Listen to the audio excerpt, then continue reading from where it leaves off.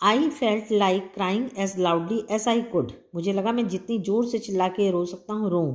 But then I remembered that school must have ended and the children must be on their way home. मुझे मालूम था छुट्टी हो गई, सब बच्चे रास्ते में होंगे।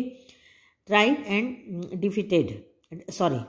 डिफीटेड। मैं थक गया था और हार चुका था। I got up from there and walk to the bazaar and waited for the school bell to ring. अब मैं बाजार की तरफ गया और स्कूल की घंटी बजने की प्रतीक्षा किया। So that when the children came out, जब बच्चे बाहर निकले, I too would walk home with them as if I had come straight from school. और मैं भी सीधे सीधे उनके साथ ऐसे निकला जैसे मैं सीधा स्कूल से आ रहा हूँ। I didn't even realise that I was standing near the jalebi वाला shop. Suddenly the halwai called out, क्यों भाई, shall I weight rupees worth, don't want jalebis today. तो जलेबी वाले के पास वो पहुंच जाता है और वो पूछता है, क्या आज जलेबी नहीं खरीदोगे, 1 रुपए की जलेबी तौल दूँ। I felt like saying, I won't eat your jalebis today but I would sure like to roast your liver and eat that instead. But I was not feeling too well that day, so I simply moved away. मुझे ऐसा लगा कि मैं बोलूँ जलेबी नहीं, मैं तुम्हारा liver भूंज के खा जाऊँगा। पर ये बोलना उचित ना समझ के मैं चला गया घर। The next day I did the same thing. I got dressed and left home. Dress पहना अगले दिन और घर से निकला। Went up to the school gate and then turn off a railway station. School gate पहुंच के वहाँ से कहाँ पहुँच गया मैं, रेलवे स्टेशन, मतलब स्कूल नहीं जाता। Under the same tree I set and begin to say same prayers. अब रोज़ वहाँ जाके पेड़ के नीचे प्रार्थना करने लगता हूँ। आई रिपीटली प्लीडेड, अल्लाह मियाँ at least give me it to me today is the second day. आज तो कम से कम दूसरे दिन मेरे को पैसा दे दो। Then I said, all right come let's play a game, I will go from here to that signal. सोचता है कि चलो मैं खेल खेलता हूँ, मैं सिग्नल तक जाऊँगा। You secretly place 4 rupees under this big rock. और भगवान से प्रार्थना करता है कि ये चट्टान के नीचे तुम 4 रुपये छुपा देना।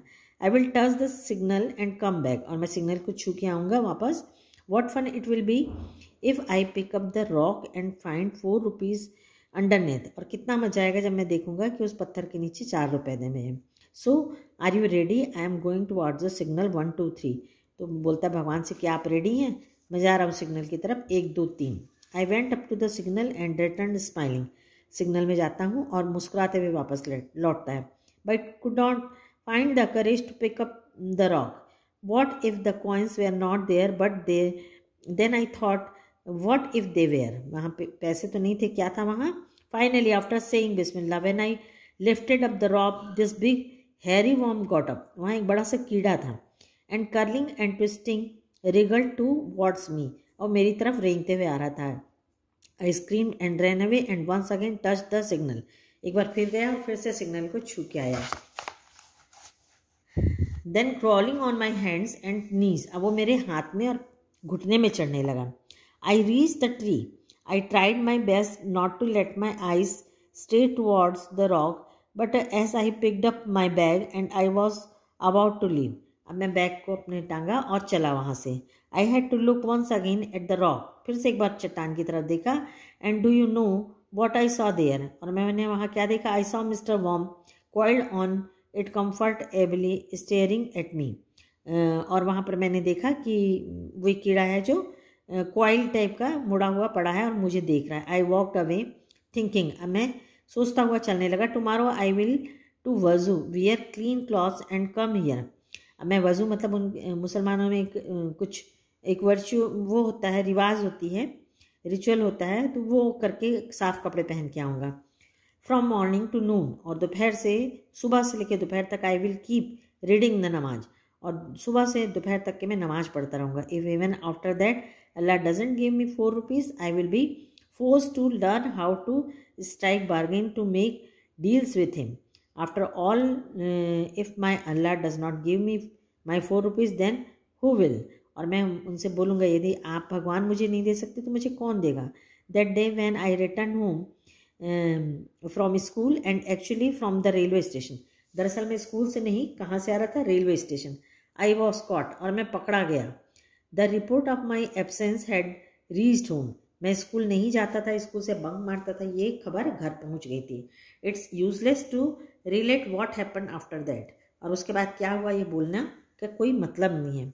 Well whatever happen but up to the 7th और 8th स्टैंडर्ड, लेकिन अब मैं जब 7वीं 8वीं में पहुंचा, आई केप्ट वॉन्डरिंग इफ लमिया had send me 4 rupees that day, यदि भगवान उस दिन मुझे 4 रुपये दे देते, what harm could it have possibly caused anyone, तो क्या हानि हो जाती।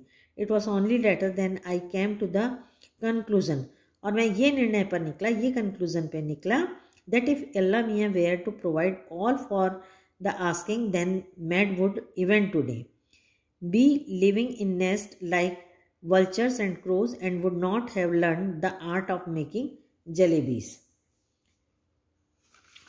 तो राइटर ये भी बताने की कोशिश कर रहा है कि मतलब क्या ये उसके साथ उसकी क्या फीलिंग्स थी। वो सोचता है कि चलो मैं 7th 8th तक पहुंचा, उसके बाद भी मैं ये सोचता रहा कि यदि भगवान मुझे 4 रुपये दे देते तो किसी का क्या बिगड़ता, और लास्ट में फाइनली वो ये डिस्कस मतलब इस कंक्लूज़न पे निकला कि भगवान मांगने से सबको दे देता तो आज मनुष्य भी जो है गिद्ध और कौवे की तरह घोंसले में रहता, मतलब जैसे वल्चर और क्रोस घोंसले में रहते हैं, हम भी वहीं रहते और हम मतलब कुछ भी नहीं सीख पाते, इवन हम जलेबी बनाना भी नहीं सीख पाते।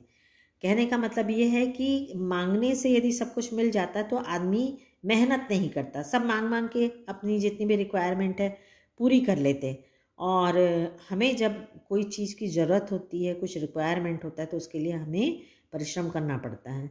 और दूसरा मैसेज ये भी होता है कि जिस काम के लिए जो चीज़ होती है हमें उसी में यूज़ करना चाहिए, और आगे ये नहीं सोचना चाहिए कि फ्यूचर में जो चीज़ मिलने वाली है उससे मैं ये चीज़ कर लूँगा, क्योंकि कभी कभी हम उसमें धोखा भी खा सकते हैं, जैसे ये इस बच्चे ने किया है। Thank you.